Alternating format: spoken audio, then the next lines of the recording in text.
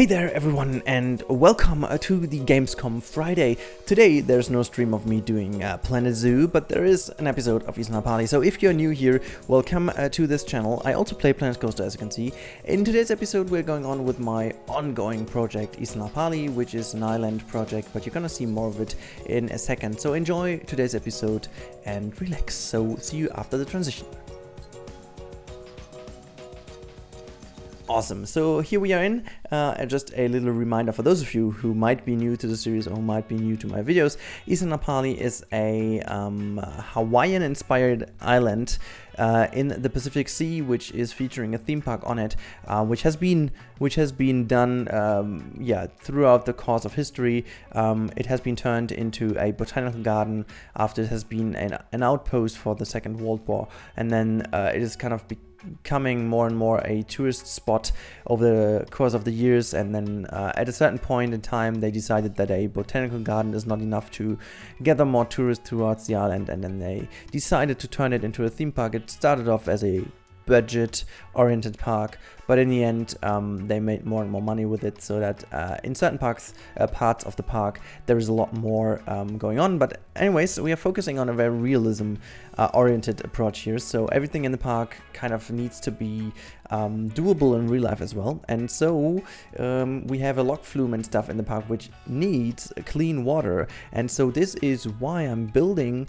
a seawater desalination plant over here, and I really hope I did pronounce that correctly, because I know this is like really a kind of weird word to talk as a non-native speaker.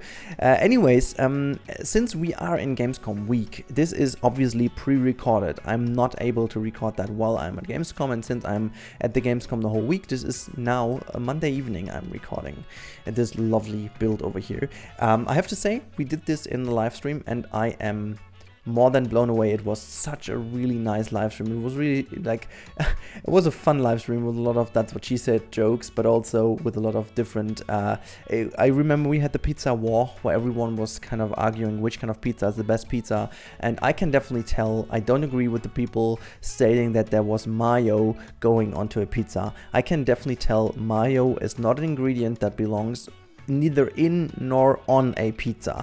Don't get me wrong, I love pizza in various kinds, but mayo, please just leave it away. Leave it to your fries, that's where it belongs, but not on a pizza. Anyhows, yeah, again, today's build will be focusing mainly and only, I should say, on this desalination.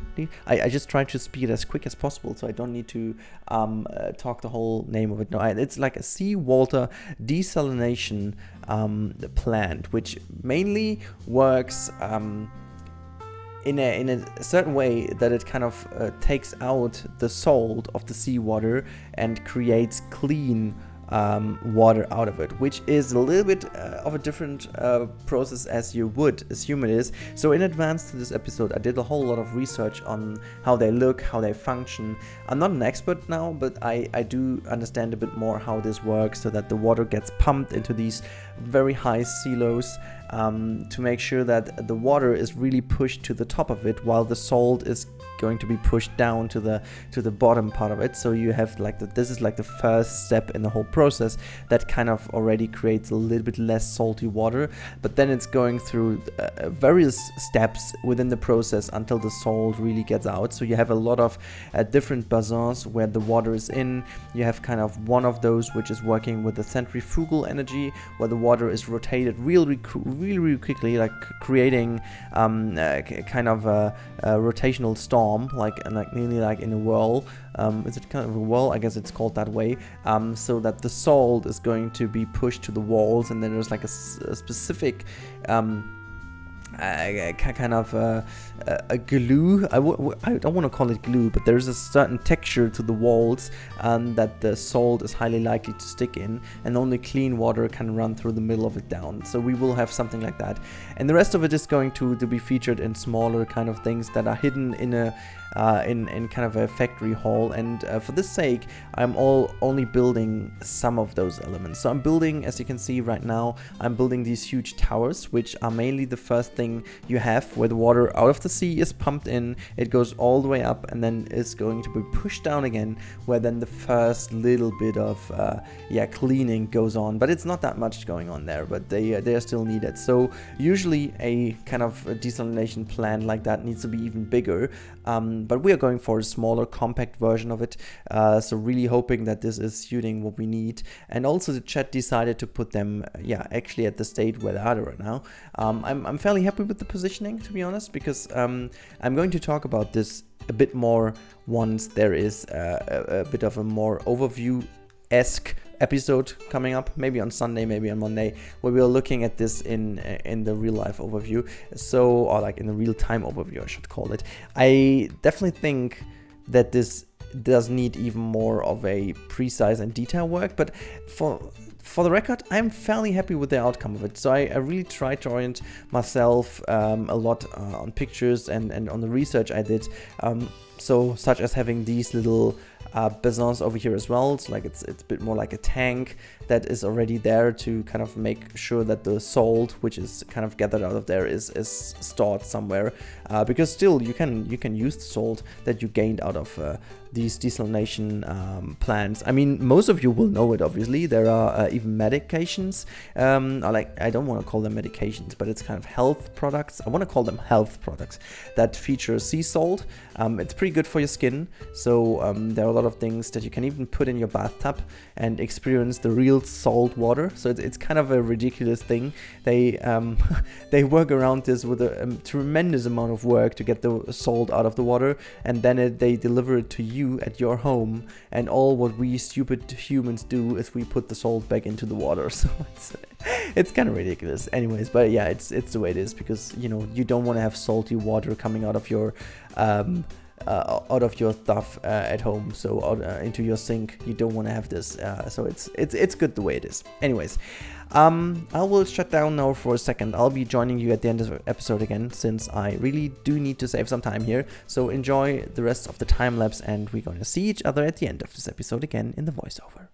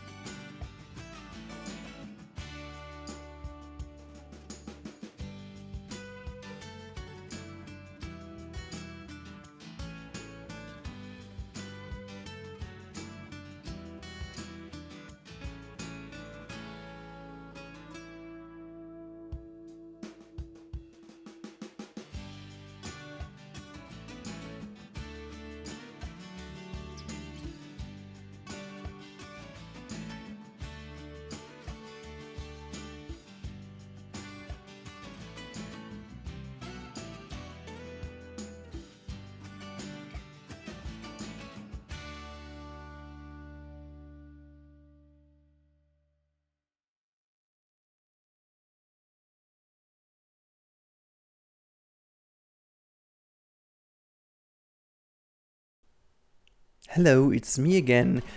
So here we go with the very last bit of today's episode, and this is very good because we are really at the very last thing. Remember at the beginning I talked about this one centrifugal energy system that pushes the water towards the sides of a building. This is exactly what we do right here. This would be the huge tank that is featuring this centrifugal. I hope it's the same word in English, to be honest. Let me just quickly check this. Oh yeah, it is. So, okay, I'm on the safe side here. So it is centrifugal powers that do push it to the outside of this tank, where a lot more salt is kind of, you know, gotten out of this. We got rid of even more salt. But anyways, I think again, as I said earlier on in this episode, I'm super happy with how this turned out in the end, because the overall feel of this plant really gives me the belief that this is a proper plant that could actually work like that. Again, I'm not quite sure if the size of it would be realistic. I mean, hyperrealism is one thing we wanted to achieve on this island, but with the limitations of the island, we run into some issues we can't really get over. So again, I'm fairly aware of the fact that some of the things are not in the proper size they should be. Because if I would have done this, it kind of would have destroyed the whole park. So at a certain point, we also need to look into proportions and to make it really look also fit into the whole story. So I think we reached a level of realism that is really great, and I think we can be very proud of what we achieved here. So yeah, I think we're all happy with it. Anyways, that's it with today's episode. I hope you still enjoy Gamescom, and we are going to see each other tomorrow morning from 10:30 to 12:30, streaming live here on YouTube, Planet Zoo. So stay tuned and I'll meet you there. Bye guys.